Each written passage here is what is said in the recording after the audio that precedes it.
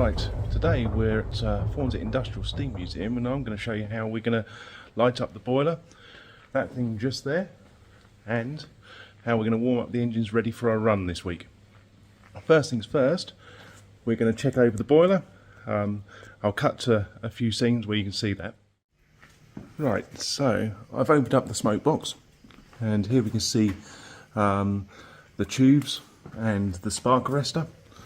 What I'm looking for in here is any white marks or wetness around the tubes.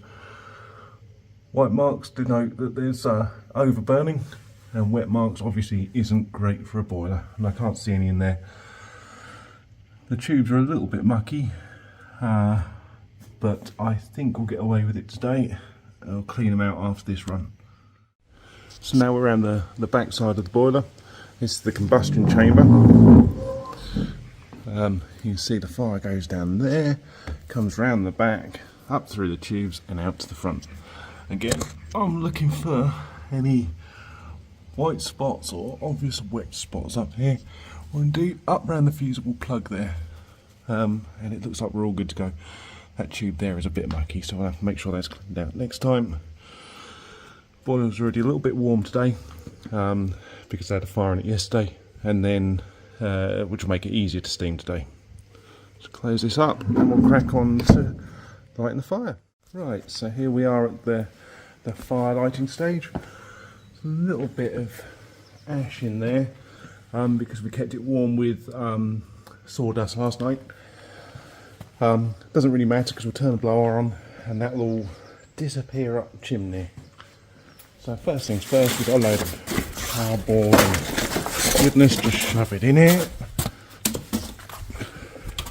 And a lot more of that needs to go in there today.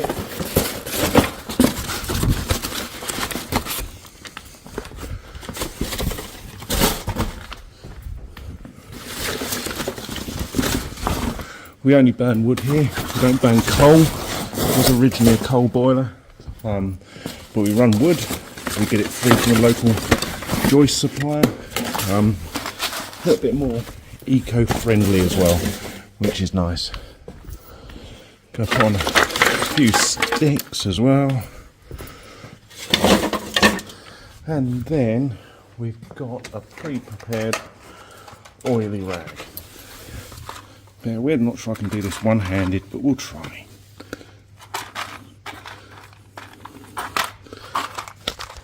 One-handed has failed, sorry.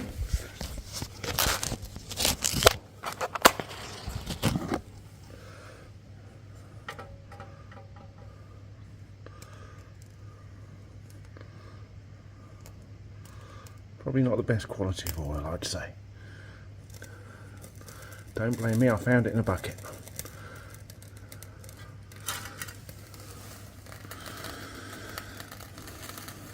Yeah, it's a bit wet, you can hear it hissing, fizzing fairly, but it will do.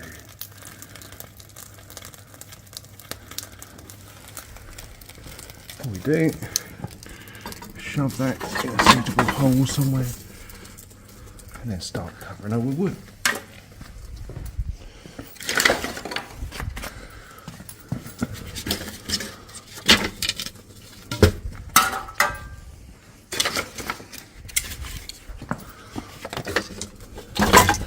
Not going to turn blower on yet, just put the fire out, and at this stage in the morning we don't need the heat anyway. Just want to warm her up nice and gently. She's an old girl, we don't want to stress her. Speaking of which, it's a Cochrane boiler made in 1951, runs 100 psi, plenty good enough for what we need. And just to get a scale of the thing, I've come all the way back here. It's a fair size boiler, not the biggest obviously, a fair size. Came out of Norwich Prison, used to run the heating and laundries. I'll get back to you once we've got a decent fire going, we're adding a bit more wood. Now obviously one of the key jobs we've got to do is make sure we've got enough water. So I've got this big header tank here, which feeds our hot well tank. So that's filling up now. Put our boiler treatment into here. one of the key pieces of kit in the entire place is our boiler pump, which is steam driven. So we're going to keep this in good order. What I like to do first thing is oil this up, and we have an electric oil pump, water pump as well, just in case this old girl decides to give up and we're left without any water going into the boiler, which would be a bit disastrous. There's displacement lubricator, so just make sure we've got plenty of oil in here, and once she's warm we'll start running this through. And to preheat these things, we haven't got any steam at the minute, so not a lot of point in trying to preheat it. Yeah, I can just see that there. Perfect. Right, let's see how we're doing. Been a few minutes now. Excellent, look at that. So we've got a decent base going there. We're just going to shovel a load more wood on now.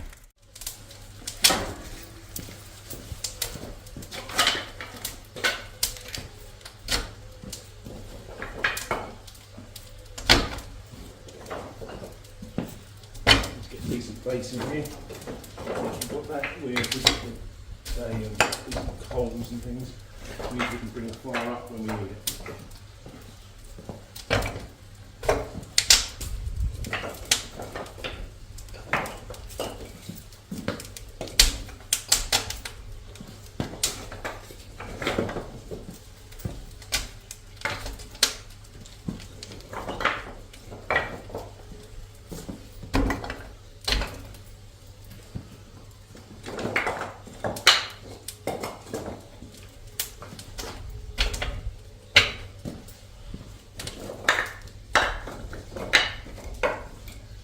You might ask why I don't shovel this in.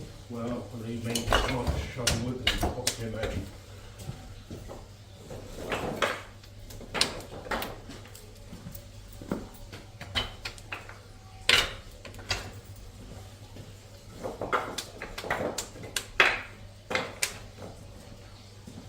I'm sure some of you are saying you're doing it wrong. You might be right, but it works for me.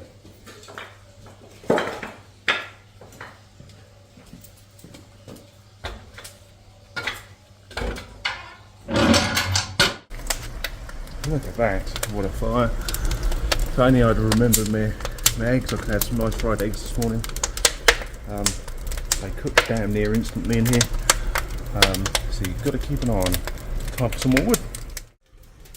So one of the other things we've got here at the museum is an electrical system that takes care of the boiler should one of us get stuck gassing to people, which happens more regularly than you think. So mains is on, cut off switch. We've got a pump that automatically kicks in when it gets low on water, and a fan that automatically kicks out when the temperature gets to about 95 psi. Boiler's force fed with air. I'll show you the fans and things in a minute. At the moment we're not running air because we want to bring it up nice and gently. Got a nice fire in there. Again, she's quite old, rather not stress it. And boilers are rather hard to come by these days and very expensive. So we leave these the safety part of this on all the time to stop the boiler from running dry. I'll take you around the back and I'll show you something else. These are the sensors. They're called Mowbrays, and these have a level in them and a magnetic sensor at the top. So when the water level reaches a certain point, they trigger the controls. We're going to go through and blow down these Mowbrays now, make sure they're working. There's one this side, there's a low water level sensor, and one a bit higher up there, which is a high water level sensor. We've also got a pressure sensor up there. So first things first, we close this up. This one's going to cause an alarm bell to go off when we drain her down. We open that up. Wait for it. Good job. Then we put this back into working. The alarm should stop working. Then we're toast. Goes down that. I can feel the pipe's warm, which means we've got water going out the blowdown pipe. Go do that one. You have to climb a ladder for that one, so I'm not going to record that one. But all that happens when that one triggers is the pump comes on. I do confess, I told you a porky. What with it being early in the morning and all, this isn't a high level water sensor. This is another low level water sensor which triggers the pump. Before I get any comments in the squid pit. I did forget to tell you about the most important thing. It's just kind of second nature to me, which are these things here. They're gauge glasses. I don't know if you can see on the camera, but we're full of water at the minute. You see the small line there. We've got two of these. Secondary one here. You might be able to see better because I can blow this down. See the water drop to the bottom, come back up. Again, not quite the right correct technique for blowing down a gauge glass, but works for the demonstration. And here we've got our pressure gauge. As you can see, we've got no pressure at the minute. Obviously we've only just lit it, but given sort of half hour or so, we should be up around 40 psi, at which point we can open the crown valve, which allows steam into the rest of the museum. We can start turning on the steam jackets for the engines, warming them through. It takes a good few hours, particularly for the bigger engines. They can take easily 2, if not 3 or 4 hours to warm through. They're massive engines, and of course they've been in a slightly better position for you.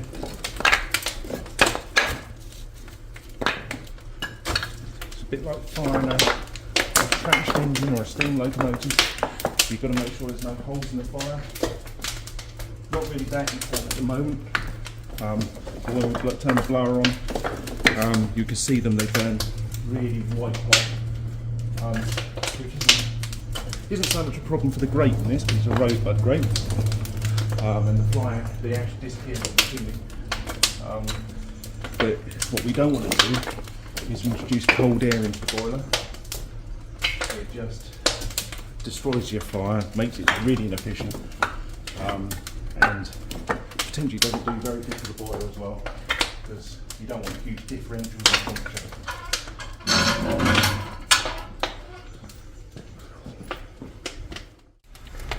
Now, I don't know if you can hear this, but the boiler's beginning to come up to temperature. I'll get a bit closer so you can you hear that kind of hissing noise? Not the fire, sort of a hissing noise, like your kettle's beginning to boil. That's called the boiler singing, which means that it's getting warm. It's not boiling yet. That noise goes away when it starts boiling. But that sort of weird, I can't even describe it. It's like a weird hissing noise. But it's the boiler singing, which means we're doing a reasonable job. We'll be up to pressure in no time.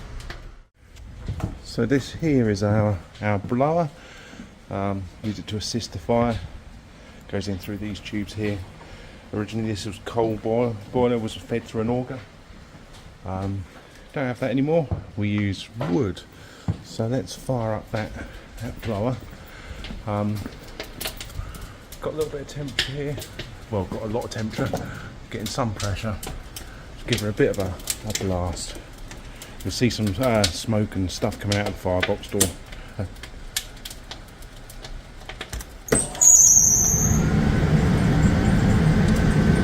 Or not. Excellent. So you'll see how intense that makes that fire. Really intense. You can't stand too close to it for too long, but equally you need to be there to put wood in, and man, does it use some wood. We use, can't zoom out anymore, we use about between 4 and 6 of these a day, so it's a pretty intensive job. It's about a ton of wood in total. You can see the chimney, we've got the blower on, which is burning nice and clean at the minute, really efficient, but just see nothing coming out the top. When we put fuel on, it doesn't burn very efficiently to start with. But what we're looking for is this nice clean burn, not very big plumes of smoke coming out of it, although it's unavoidable. Right, as we can see, we've got a good fire there now. Perhaps there to have a little bit of extra wood on there, but we'll do that any second. So I'll just fueled her up, probably put, I don't know, 7 or 8 handfuls of wood on. You can see we're making a bit of smoke. That'll soon burn clear once that catches hold. We can reduce some of that smoke as well by introducing a bit more top air onto the boiler, either through this flap. More often than not, we just crack the door open a bit, and that does help. Still, the fuel's on there fairly recently, so it won't be that much to start with, but there you can see a little bit top air, a little bit longer after refueling, and it's burning much more efficiently. So you see that we're up to just over 40 psi. We'll go on and crack open the crown valve to allow steam to the museum. Halfway through the day, got really good pressure. About to start the second tour where we'll fire up the Dover engine, which will suck a lot of this steam out, but we're ready for that. Next time I'll show you putting the boiler to bed.